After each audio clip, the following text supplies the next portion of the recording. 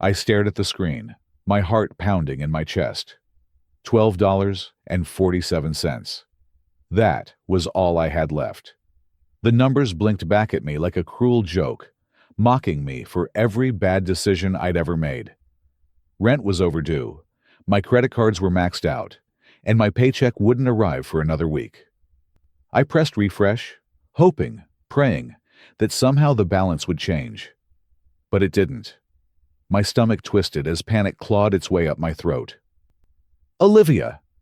My boss's voice cut through my thoughts as I sat in the conference room later that day. "We're reviewing budgets next week. There might be adjustments." Adjustments? My chest tightened as I forced myself to nod, pretending I wasn't spiraling inside. "I understand," I murmured, though the words felt hollow. That evening, I stood in line at the grocery store clutching a basket of essentials: milk, bread, eggs, and tried not to think about the statement still sitting on my kitchen table. $18.23, the cashier said with a polite smile as she scanned the last item. I swiped my card and held my breath. Declined. "Let me try again," I said quickly, heat rising to my cheeks. She nodded sympathetically as I swiped again. Declined. "I'm sorry," she said softly, her tone laced with pity. I swallowed hard as she began removing items from the bag. First the eggs, then the milk, until only a loaf of bread remained. "Have a good night," she said gently, as she handed me the receipt for $2.49. I nodded stiffly and walked out of the store with tears stinging my eyes. I sat in my car in the parking lot, gripping the steering wheel so tightly my knuckles turned white. The bread sat on the passenger seat, like a cruel reminder of how far I'd fallen. "What's wrong with me?" I shouted into the empty car, slamming my palm against the dashboard. My voice cracked as sobs racked through me, raw and uncontrollable. I wiped at my face with shaking hands, but couldn't stop crying. The weight of it all, the overdue rent, the maxed-out cards, the humiliation, pressed down on me like a tidal wave. If I don't fix this soon... The thought trailed off as dread swallowed me whole. That night, surrounded by unpaid bills scattered across my kitchen table, I felt completely defeated. The silence of the apartment was deafening, except for the faint hum of the fridge in the corner. I picked up one of the bills and stared at it blankly before tossing it aside. What was the point? There was no money to pay them anyway. My eyes landed on an old photo of Mom sitting on the counter, a reminder of better days when things weren't so complicated. For the first time in years, I whispered into the darkness, "I need help." I sat on the couch, staring at my phone. Lauren's name blinked back at me from the screen. My hands trembled as I hit call, my stomach twisting into knots. "She'll help. She has to." "Olivia," Lauren answered cheerfully, her voice warm and familiar. "Hey," I said, trying to keep my voice steady. "I need to talk to you about Mom's inheritance." There was a pause, just long enough for my heart to sink. "What about it?" she asked casually, as though we were discussing the weather. "I need some of it," I said quickly, the words tumbling out before I could stop myself. "Rent is overdue. My cards are maxed out. I'm drowning here, Lauren." She sighed heavily, and I could almost hear her rolling her eyes through the phone. "Olivia, the money's tied up right now." "Tied up?" I repeated, my voice rising. "What does that even mean? You promised to save it for emergencies? This is an emergency." "I'll see what I can do," she said dismissively. "But things are tight for me too right now." She hung up before I could say anything else. Later that evening, I sat at my kitchen table surrounded by unpaid bills and receipts when a thought struck me. Check the account. I logged into the bank app and stared at the balance in disbelief. $0.00. Mom's inheritance. Gone. Every penny of it. My chest tightened as anger surged through me like wildfire. What did she do with it? The next morning, I drove to Lauren's house with the bank statement clutched in my hand like a weapon. She opened the door with a smile that disappeared as soon as she saw my face. "What's wrong?" she asked cautiously. "You know what's wrong," I snapped, shoving the statement into her hands. "Where is it? You said you'd save it for emergencies. You lied!" Lauren glanced at the paper and sighed like she was tired of dealing with me. "Olivia, calm down." "Calm down?" My voice cracked as tears stung my eyes. "You drained Mom's inheritance, our safety net. And for what?" She crossed her arms defensively. "I needed it more than you did." I froze, her words hitting me like a slap across the face. "What does that even mean?" "My business was struggling," she said matter-of-factly. "I had no choice." "No choice?" I laughed bitterly, shaking my head. "You had a choice to ask me. To be honest." She looked away, her jaw tightening. "It's done now, Olivia." "You betrayed me," I whispered, my voice trembling with rage and heartbreak. "You betrayed Mom." Lauren didn't respond. She just stood there with that same cold expression, as if none of this mattered. I drove home in silence, gripping the steering wheel so tightly my knuckles turned white. Mom had trusted Lauren with everything, and she'd thrown it all away. For the first time in years, I felt completely alone. The clock on the wall read 2:13 a.m., but sleep was nowhere in sight. I sat cross-legged on the living room floor, surrounded by a mountain of old bills and receipts. The dim light from the lamp flickered faintly, casting shadows across the papers like ghosts of my bad decisions. I picked up a credit card statement from 5 years ago, the date printed neatly at the top. My balance back then was only $1,800. My chest tightened as I stared at the number, my mind racing. How did it get so bad? I whispered into the silence, my voice trembling. Memories hit me like a tidal wave. Impulsive shopping sprees where I convinced myself I needed that designer handbag. Expensive dinners out with friends where I ordered the most extravagant dishes. Vacations I couldn't afford, but justified with the words, "I deserve this." My hands shook as I flipped through more statements, each one worse than the last. The guilt was relentless, clawing at me with every page I turned. "You did this to yourself," it whispered cruelly. The next morning, my phone buzzed relentlessly on the kitchen counter as I stared blankly at a cup of cold coffee. Mia's name flashed across the screen. "Hey," I said weakly as I picked up. "Olivia," she began gently. "How are you holding up?" I let out a bitter laugh. "I'm not." She paused for a moment before continuing. "Listen, I know someone who can help. A financial coach. Her name's Grace Turner. She's amazing." "A coach?" I repeated, my voice laced with skepticism. "Mia, I don't need someone to tell me how bad things are. I already know." "She won't just tell you what's wrong," Mia said firmly. "She'll help you fix it." I shook my head even though she couldn't see me. "I don't know. It feels like admitting defeat." "It's not defeat," she countered without hesitation. "It's taking control." Her words hung in the air long after we ended the call. That evening, I sat alone on the couch, staring at Grace's contact information Mia had texted me earlier. My stomach churned as doubt crept in again. What if she judges me? What if she thinks I'm hopeless? But then I thought about Lauren, her cold expression when she said she needed Mom's inheritance more than me. And something inside me shifted. I picked up my phone and dialed the number with trembling fingers. "Grace Turner speaking," came a calm voice on the other end. "Hi," I said hesitantly, my voice barely above a whisper.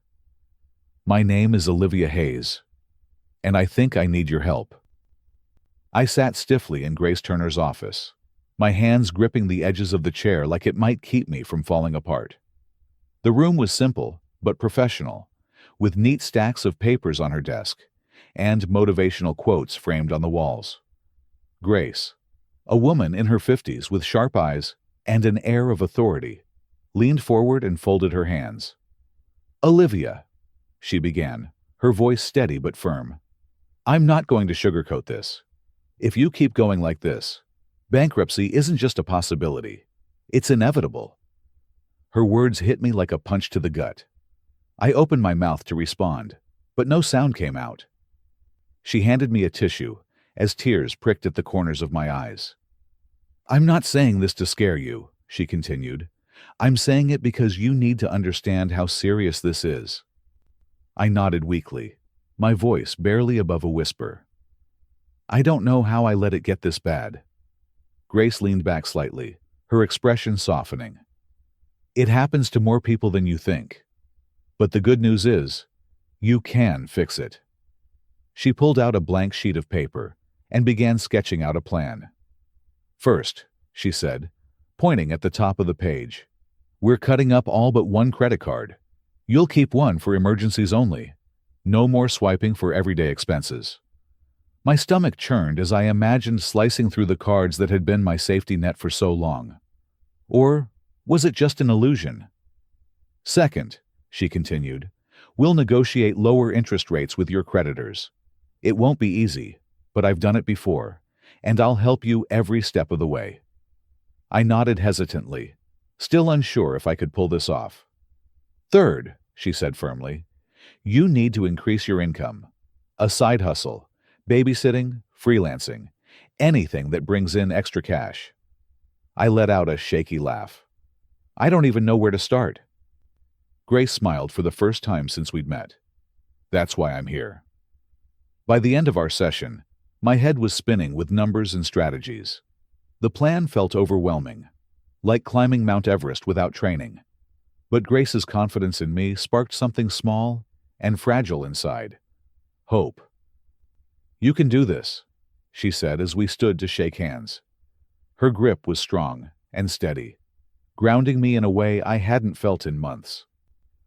"Thank you," I said softly, blinking back tears. As I left her office with the plan clutched tightly in my hands, I realized something. For the first time in years, I wasn't just surviving. I was starting to fight back. I stood in my bedroom, staring at the row of designer handbags lined up on my bed. Each one was a reminder of a moment when I convinced myself I deserved something nice, something expensive. The black leather tote I bought after a promotion, the glittering clutch I splurged on for a wedding, the crossbody bag I justified as an investment. Now, they weren't trophies. They were liabilities. I picked up the tote, my fingers tracing the gold accents. It had cost me $400. Money I didn't have then, and certainly didn't have now. My stomach churned as I grabbed my phone and started snapping pictures. Within hours, offers flooded in from resale sites. By the next day, they were gone. Canceling subscriptions was next.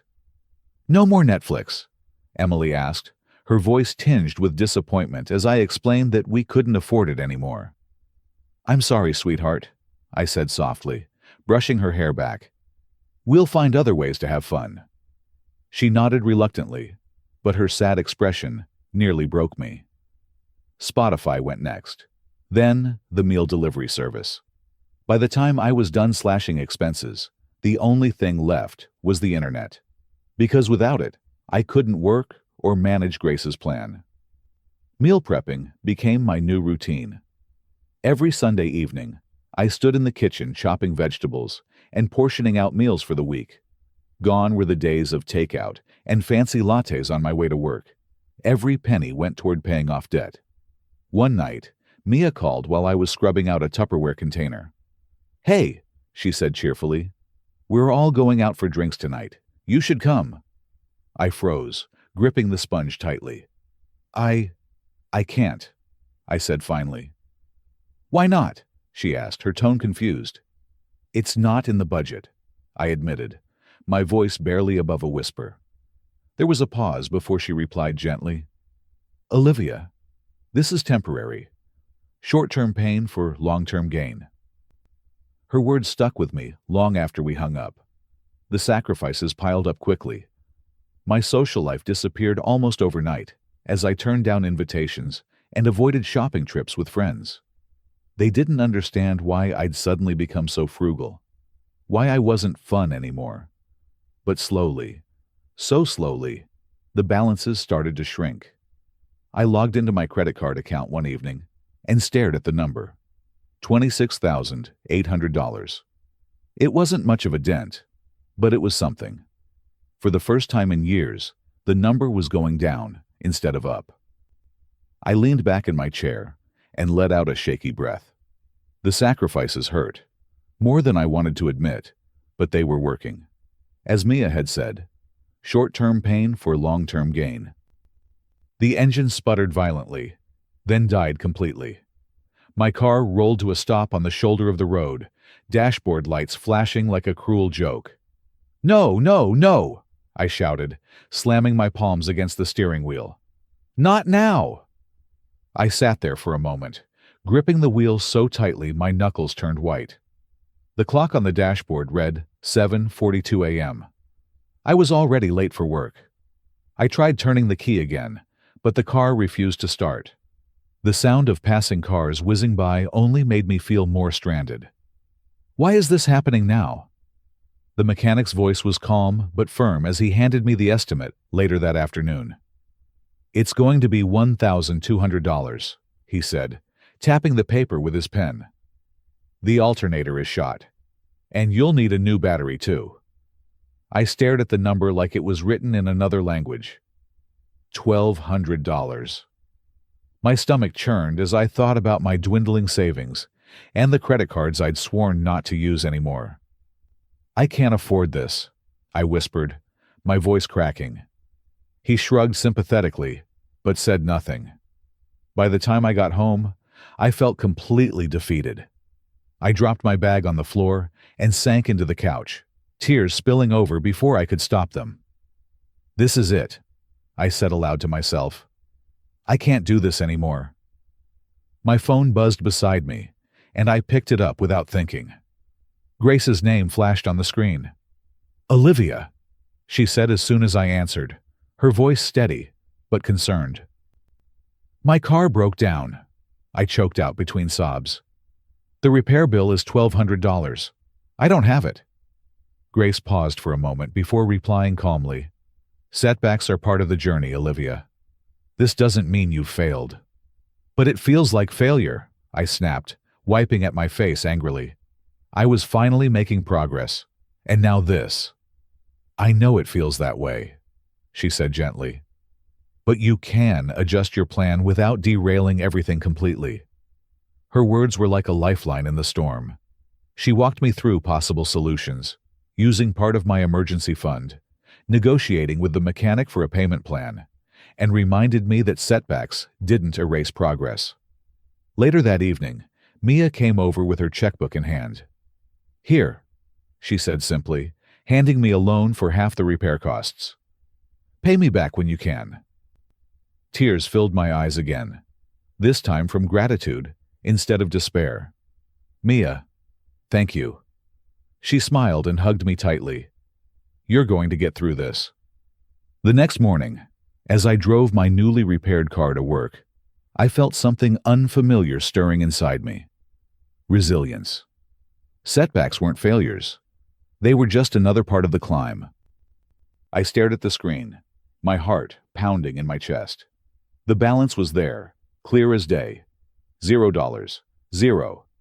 For the first time in years, one of my credit cards was completely paid off. My fingers trembled as I refreshed the page, just to make sure it wasn't some kind of mistake. But it wasn't. The number stayed the same. 0. "Oh my God," I whispered, tears prickling at the corners of my eyes. Relief washed over me like a wave, so overwhelming I could barely breathe. Grace's voice crackled through the speaker during our monthly check-in call later that afternoon. "Olivia," she said warmly, "you're proving that it's possible."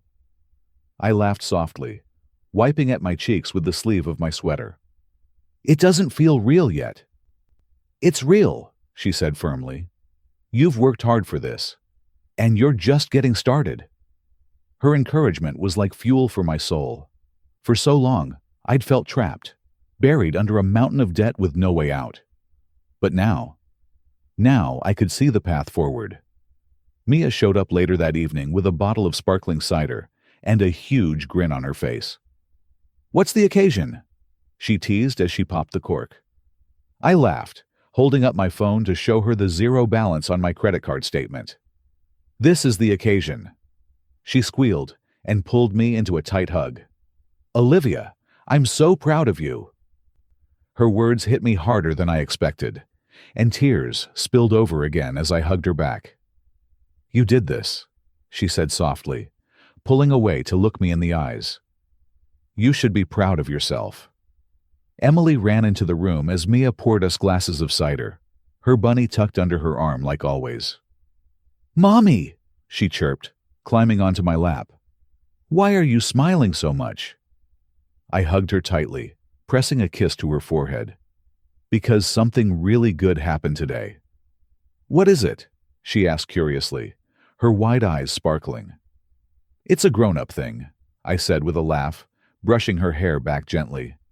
"But it means we're going to be okay." She grinned and hugged me even tighter, her little arms wrapping around my neck. She didn't fully understand what was happening yet, but somehow she knew it was something good. That evening, as Emily colored at the kitchen table and Mia chatted about plans for the weekend, I found myself smiling again. Something that had been rare these past few years. The weight on my chest felt lighter now. Not gone completely, but manageable. For the first time in years, I felt like there was hope for a brighter future. After Emily went to bed, I sat down with my notebook and flipped to the page where I'd written all my debts months ago. The numbers that had once felt insurmountable. I crossed out the first one with bold strokes. Paid in full. My chest swelled as I stared at the list. There were still balances left to tackle, still work to do, but this victory felt monumental. For so long, I'd measured wealth in numbers, in bank accounts and paychecks and material things. But now I realized that true wealth wasn't just about money. It was about peace of mind. And for the first time in years, I felt rich.